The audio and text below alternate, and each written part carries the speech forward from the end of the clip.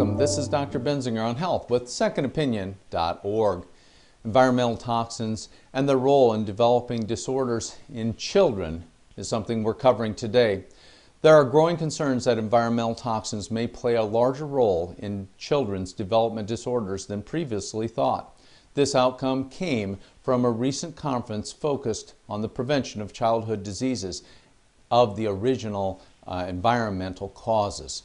Statistics show that 17% of U.S. children are affected by developmental disabilities such as autism, attention deficit, ADHD, mental retardation, and cerebral palsy.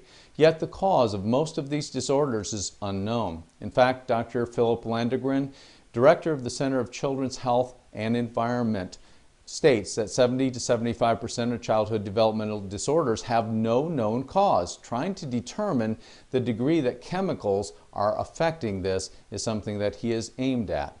Part of a problem in the large number and variety of chemicals people are exposed to each day, along with the difficulty in documenting the levels of that exposure, is the problem. In addition, only 20% of the 75,000 chemicals produced in the last 50 years have been evaluated for potential neurotoxins, with young children spending as much as 90% of their time indoors. Along with their tendency to place everything in their mouths, children are particularly vulnerable.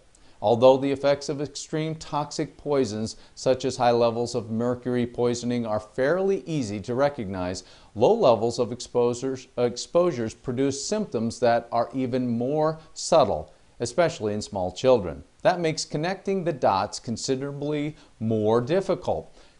Conference findings call for more study of toxins and their effect on children, and for parents and pediatricians to consider a child's environment when evaluating developmental problems. Wow! Finally, a study that recommends more studies in an area that is terribly overlooked. There are so many indicators that all the chemicals mixed in our food, our water, clothing, cleaning products, sprayed on our walls, gardens, grass, and those materials in our homes all together most likely are speeding up our declining health. There was a study on the effects of pesticides on children, but because of the severe side effects, the scientists felt compelled and morally and ethically wrong to continue the study, so they stopped it.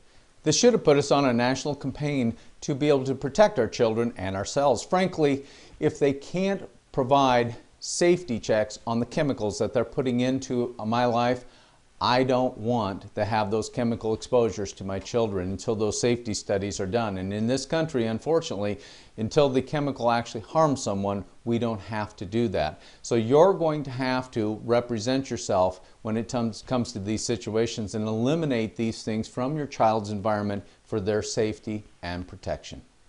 This is Dr. Benzinger on Health with secondopinion.org. May God bless you.